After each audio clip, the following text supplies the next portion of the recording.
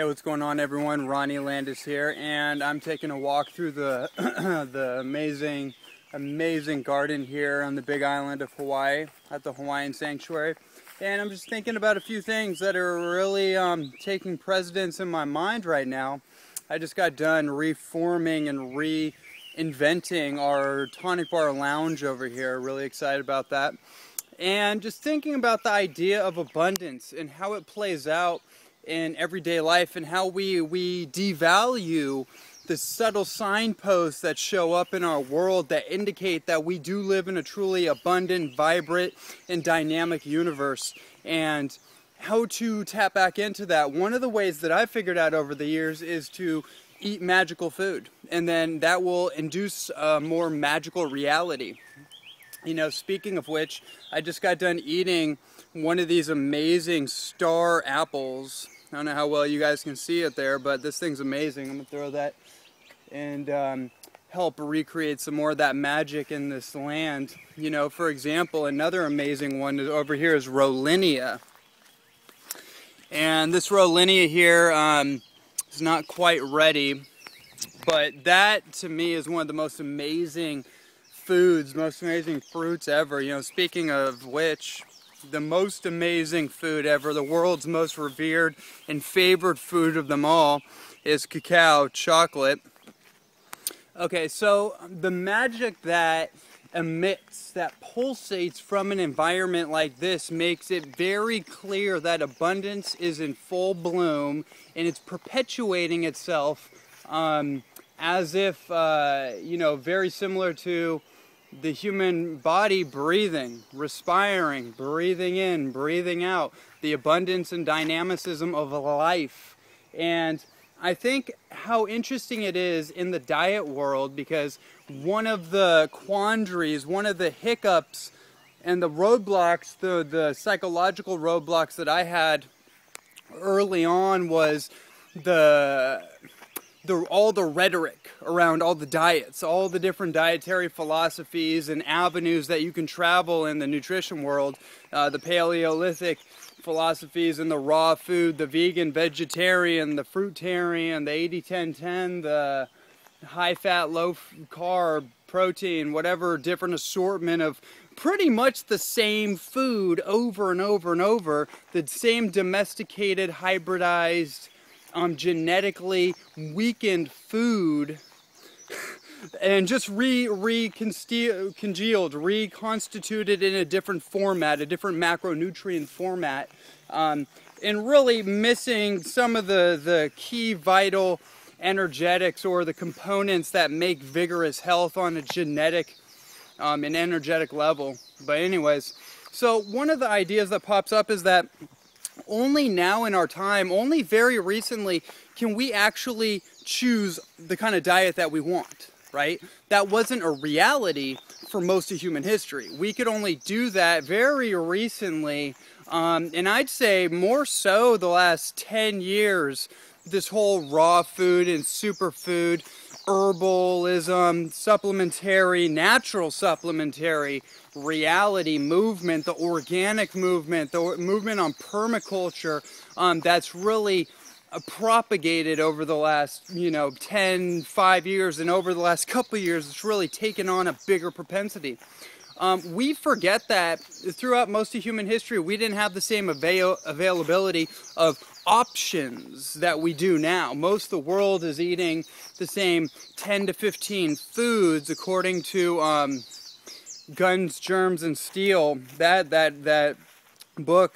Most of the world's eating the same food pretty much, the same assortment of foods, and only in our little niches that we actually have the reference or the awareness that we live in opulent abundance, therefore we can take advantage of all these different categories. Now I find it amusing now and slightly sad that we're still arguing over which approach is best, because the reality is, given the short amount of time, the short duration that humans have been playing with a variety of different dietary approaches, it's all an experiment. Nobody really knows what the best diet is. I just come to the logical resonance that you know, based on the science, based on the availability of food in any given climatic region that you may be in, the duration of human history and what was present here in the inception of human history and then leading throughout the duration of it all. A dominantly raw food, plant-based approach, obviously all organic, serves as the blueprint. It serves as the template. What I am realizing, though, is being in Hawaii, one of the most energetically concentrated landscapes in the world, is that the raw food diet looks a lot different than it does in Los Angeles, than it does in Berkeley or San Francisco, California, than it does in Toronto, Canada. The food here is genetically encrypted to you know, I'm on the Big Island, so there's an active volcano here. So the food, genetically speaking, is far different. It's ionically charged and minerally concentrated differently than a hybridized banana, for example, that you're going to find in Los Angeles, California. You know, we have heirloom variety bananas here.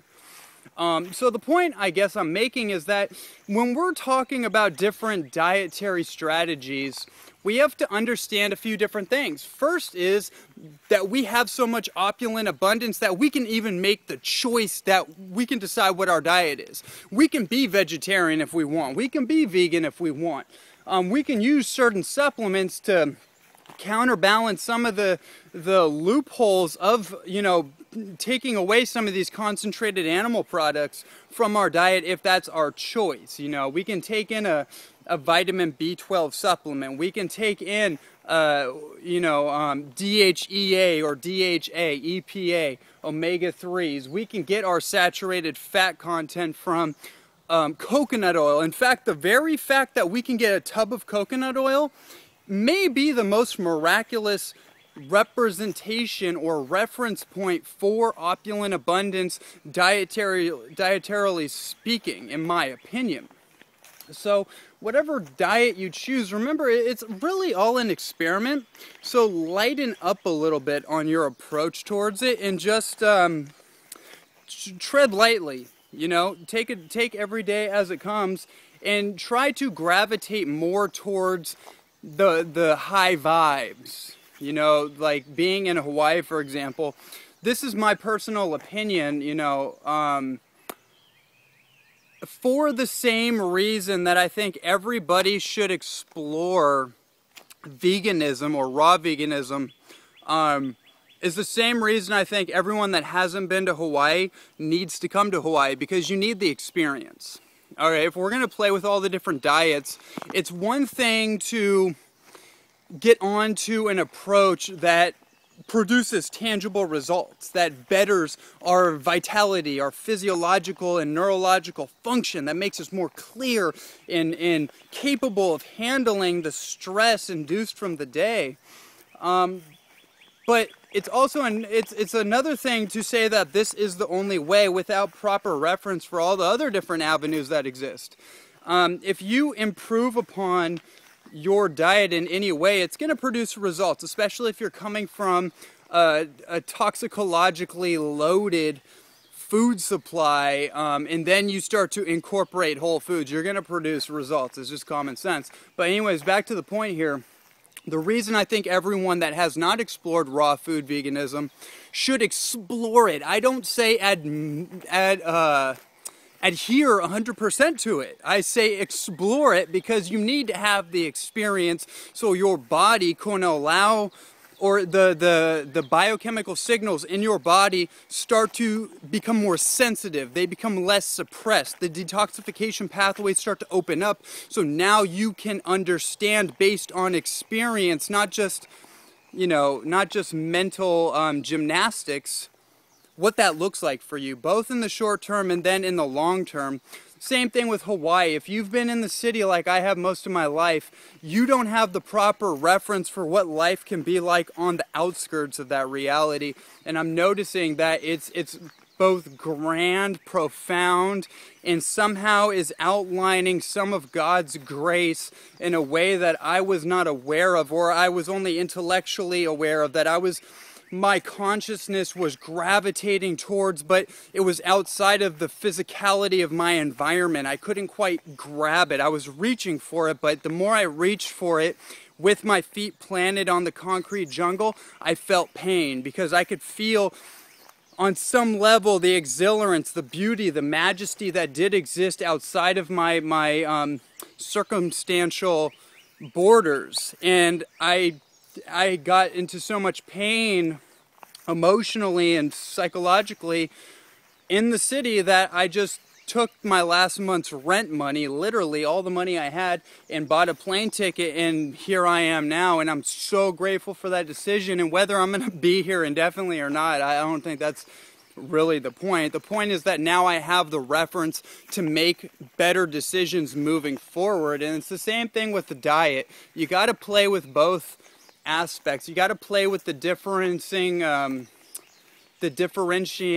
contrasts, so long term you can figure out what makes best sense to you. If you've been a vegetarian or a vegan for 1, 2, or 5 years, let's say, and then you start to feel your body's a little out of balance, maybe your nerve impulses are a little whacked, you're becoming more irritable, you're not getting the right oils, you're not getting the right minerals like the magnesium, the sulfur, you're not getting the certain amino acids that you need to create vigorous neurological sustainability, then you know, maybe you feel like you need to eat a piece of fish or meat just to get back into balance. And then from there, you'll have the experience. You'll figure out, digestively speaking, what works best for you, both temporarily and over the long term. This is a interesting contrast that's presenting itself to me. The difference between you know, trying out veganism or vegetarian. I'm not a vegan, by the way. I'm a vegetarian. Preferably, I don't straitjacket myself to anything, but philosophically, spiritually, and dietarily, based on my expertise, my years of research in nutrition and experimenting, I feel like 80% raw food, if not, I hope, you know, primarily raw food when it's available and when it makes the most sense to me. That's my blueprint, and then everything else added on top of that exists as needed based on the circumstance. But that's going to be different for everyone. You got to figure out what that's going to be like for you, and it's the same thing with other aspects of life. This stream of thought could go on indefinitely. It's rich. It's rich, very rich, and yeah, but that's the point there. You got to experiment, you got to figure it out for yourself, and you got to trust that your intuition is intelligent enough to guide you along. It's a union, it's a synchronization of your mind, the transistor in your mind with your heart and with your gut, you know, being in your body, being rooted in your body, in the ground. That's why getting grounded is so important, for that hyper intelligence to synchronize your physiology, your psychology, and your emotionality. They all work together, not in isolation, but in unification. So with all that said, I hope you guys got a lot out of this video. Definitely something I've been wanting to put out there, and it's going to be part of more informational content that I'll be sharing with you guys as we move forward. So until next time, aloha and mahalo. Catch you later.